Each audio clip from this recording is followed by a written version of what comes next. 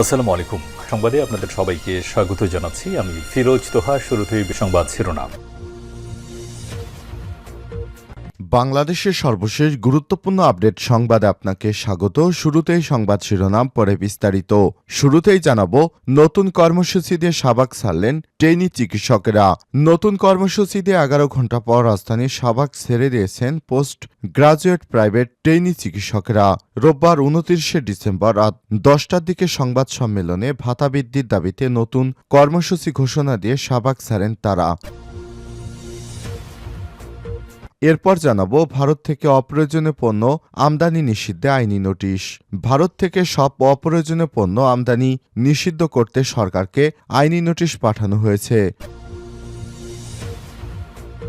এদিকে চট্টগ্রামে মধ্যরাতে ভয়াবহ আগুন, নিয়ন্ত্রণে 5 ইউনিট। চট্টগ্রামে ভয়াবহ অগ্নিকাণ্ডের ঘটনা ঘটেছে। ফায়ার সার্ভিসের 5টি ইউনিট আগুন নিয়ন্ত্রণে কাজ করছে। রোববার রাত 2টার দিকে নগরীর উত্তর কাট্টলি এলাকায় এই ঘটনা ঘটে।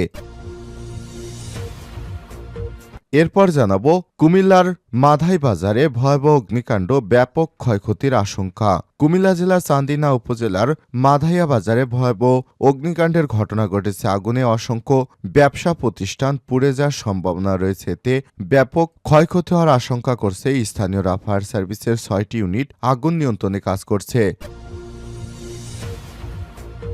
জানাবো, এক সপ্তাহে রিজার্ভ বাড়ল $1 বিলিয়ন।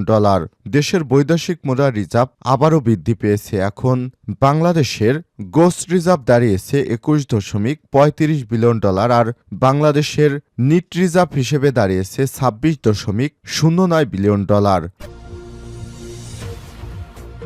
এবং সর্বশেষ জানাবো, সাবেক মার্কিন প্রেসিডেন্ট জিমি কার্টার মারা গেছেন। যুক্তরাষ্ট্রের সাবেক প্রেসিডেন্ট জিমি কার্টার বয়স 100 মারা গেছেন। স্থানীয় সময় রোববার বিকেলে জর্জিয়া অঙ্গরাজ্যের প্লেন্স এ নিজ বাড়িতে মারা যান তিনি। কাতার ভিত্তিক সংবাদ মাধ্যম আল জাজিরার এক প্রতিবেদনে সব তথ্য জানানো হয়েছে। প্রিয় দর্শক, এতক্ষণ শুনছিলেন সংবাদ শিরোনাম, এবারে বিস্তারিত। তবে তার আগে বন্ধুরা, অনুরোধ থাকবে এই সংবাদটিতে একটি লাইক দিন। এই চ্যানেলে আপনি নতুন হয়ে থাকলে আমাদের সংবাদটি দেখতে দেখতে চ্যানেলটি সাবস্ক্রাইব করে রাখুন, যাতে করে বন্ধুরা আমাদের পরবর্তী লেটেস্ট আপডেট সংবাদগুলো সবার আগে আপনার কাছে পৌঁছে যায়। এবারে বিস্তারিত। নতুন কর্মসূচি দিয়ে শাহবাগ ছাড়লেন ট্রেনি চিকিৎসকেরা। নতুন কর্মসূচি দিয়ে 11 ঘণ্টা পর রাজধানীর শাহবাগ ছেড়ে দিয়েছে পোস্ট গ্রাজুয়েট প্রাইভেট ট্রেনি চিকিৎসকেরা।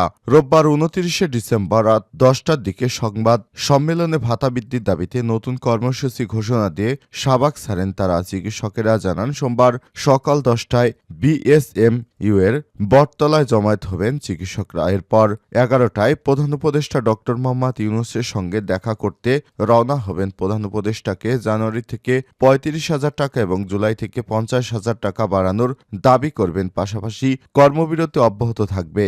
এর আগে রাত 9টার দিকে আন্দোলনরত চিকিৎসকদের সঙ্গে কথা বলতে আসেন বৈষম্যবিরোধী ছাত্র আন্দোলনের আহ্বায়ক হাসনাত আবদুল্লাহ। তিনি ট্রেনি চিকিৎসকদের আগামী জুলাই থেকে ভাতা বাড়িয়ে 35,000 টাকা করার আশ্বাস দেন। দেশের সংকটময় সময়ে সরকারকে সহযোগিতা করার আহ্বান জানান। তবে চিকিৎসকেরা তার আহ্বান প্রত্যাখ্যান করে আন্দোলন চালিয়ে যাওয়ার ঘোষণা দেন। এদিন দুপুরে আগামী জুলাই থেকে ট্রেনি চিকিৎসকদের ভাতা 35,000 টাকা করার সিদ্ধান্ত নেয় স্বাস্থ্য মন্ত্রণালয়। তবে তা প্রত্যাখ্যান করে আন্দোলন চালিয়ে যান চিকিৎসকেরা। ভারত থেকে অপ্রয়োজনীয় পণ্য আমদানি নিষিদ্ধে আইনি নোটিশ। ভারত থেকে সব প্রয়োজনীয় পণ্য আমদানি করতে এবং অপ্রয়োজনীয় পণ্য নিষিদ্ধে পাঠানো হয়েছে। রোববার 29শে ডিসেম্বর রেজিস্ট্রি ডাকযোগে আইনি নোটিশ পাঠান বাংলাদেশ সুপ্রিম কোর্টের আইনজীবী মোহাম্মদ মাহমুদুল হাসান।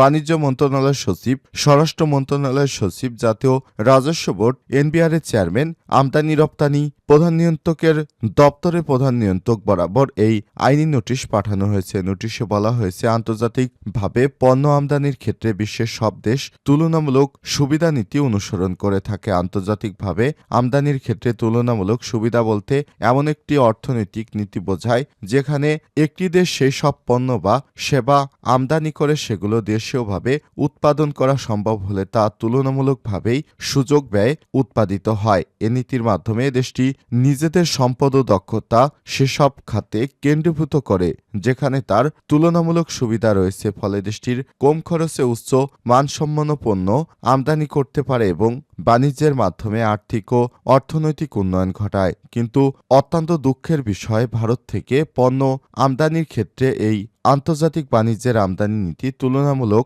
সুবিধা অনুসরণ করা হচ্ছে না। বাংলাদেশ ভারত থেকে কিছু প্রয়োজনীয় পণ্য আমদানির পাশাপাশি ব্যাপক পরিমাণ অপ্রয়োজনীয় পণ্য আমদানি করে থাকে। সব অপ্রয়োজনীয় পণ্য বলতে সেই সব পণ্যকে বোঝায় যেগুলো বাংলাদেশের কোনো কাজে দরকার নেই, তারপরে অনেকে সেটি আমদানি করে থাকে। আরও একটি ভয়াবহ বিষয়, বাংলাদেশে যে আমদানিকারকেরা ভারতীয় পণ্য আমদানি করেন তারা অধিকাংশই প্রকৃত আমদানিকারক নয়, তারা মূলত ভারতীয় রপ্তানিকারকদের দালাল। এই দালাল আমদানিকারকেরা ভারতীয় রপ্তানিকারকদের নির্দেশনা অনুযায়ী কম দামে ভারত থেকে মালামাল আমদানি করে সেগুলো বাংলাদেশে উচ্চ মূল্যে বিক্রি করে থাকে এবং সেগুলো হুন্ডি করে ভারতীয় রপ্তানিকারকদের কাছে টাকা পাঠিয়ে দেয় এবং বিনিময়ে কিছু কমিশন পায়। এর ফলে দেখা যায় বিভিন্ন সময় গণমাধ্যমে প্রকাশিত হয় কোনো কোনো পণ্য খুব দামে ভারত থেকে আমদানি হয়েছে, কিন্তু বাজারে গিয়ে ক্রেতারা দেখতে পান পণ্যের দাম কোনোভাবেই কমেনি। অন্যদিকে সরকার মাঝে মাঝে জনগণের দুর্দশা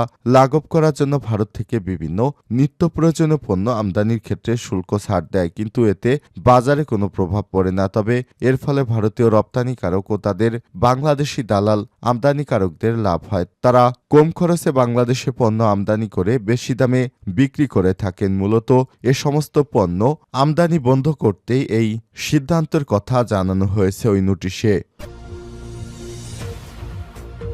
চট্টগ্রামে মধ্যরাতে ভয়াবহ আগুন, নিয়ন্ত্রণে 5 ইউনিট। চট্টগ্রামে ভয়াবহ অগ্নিকাণ্ডের ঘটনা ঘটেছে। ফায়ার সার্ভিসের 5টি ইউনিট আগুন নিয়ন্ত্রণে কাজ করছে। রোববার রাত 2টার দিকে নগরীর উত্তর কাট্টলি এলাকায় অগ্নিকাণ্ডের সূত্রপাত হয় বলে স্থানীয়রা জানিয়েছেন।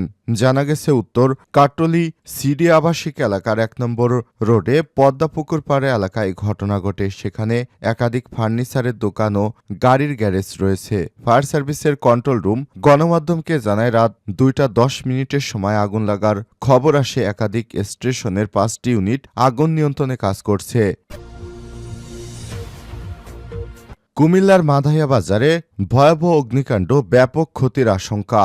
কুমিল্লা জেলার চান্দিনা উপজেলার মাধাইয়া বাজারে ভয়াবহ অগ্নিকাণ্ডের ঘটনা ঘটেছে।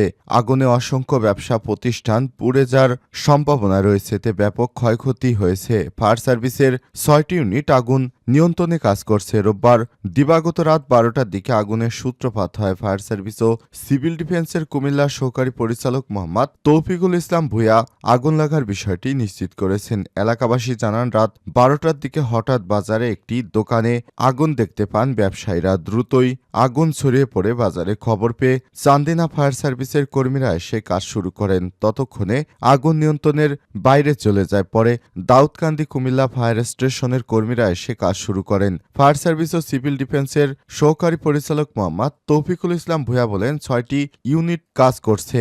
আগুন প্রায় নিয়ন্ত্রণে, আমাদের কর্মীরা এখনও কাজ করছে। আগুন লাগার কারণ এখনও জানা যায়নি। সেখানে অনেক ব্যবসা প্রতিষ্ঠান ছিল, আর্থিক ক্ষতির পরিমাণও অনেক। নিহত বা আহতর খবর এখনও পায়নি বলে জানান তিনি। এক সপ্তাহে রিজার্ভ বাড়ল $1 বিলিয়ন। দেশে বৈদেশিক মুদ্রার রিজার্ভ আরও বেড়েছে। গত এক সপ্তাহে এশীয় ব্যাংক উন্নয়ন এডিবির কয়েকটি দাতব্য সংস্থা থেকে $1 বিলিয়ন বেশি ঋণ পেয়েছে বাংলাদেশ। ফলে রিজার্ভ এখন 20 বিলিয়ন ছেড়ে 6 মাস পর $21 বিলিয়ন ঘরে এসেছে। সর্বশেষ গত 30 জুন শেষে রিজার্ভ ছিল $21.78 বিলিয়ন। বাংলাদেশ ব্যাংকের নির্বাহী পরিচালক ও মুখপাত্র হোসনে আরা শিকায় সব তথ্য নিশ্চিত করেছেন। তিনি বলেছেন, দেশকে বলেন রেমিটেন্স বাড়ার সঙ্গে আবার বিদেশি কিছু দাতা সংস্থা অর্থ ছাড় করার কারণে রিজার্ভ বেড়েছে, আরও কিছু ঋণ ছাড়ের অপেক্ষায় রয়েছে। তথ্য অনুযায়ী গত সোমবার আন্তর্জাতিক মুদ্রা তহবিল IMF BPM 6 অনুযায়ী গ্রস রিজার্ভ দাঁড়িয়েছে 20.16 বিলিয়ন। এ সময় বাংলাদেশ ব্যাংকের নিজস্ব হিসাবে রিজার্ভ ছিল 24.98 বিলিয়ন ডলার। রোববার শেষ গ্রস রিজার্ভ দাঁড়িয়েছে 21.35 বিলিয়ন ডলার, আর বাংলাদেশের নিজস্ব হিসেবে তা 26.09 বিলিয়ন ডলার।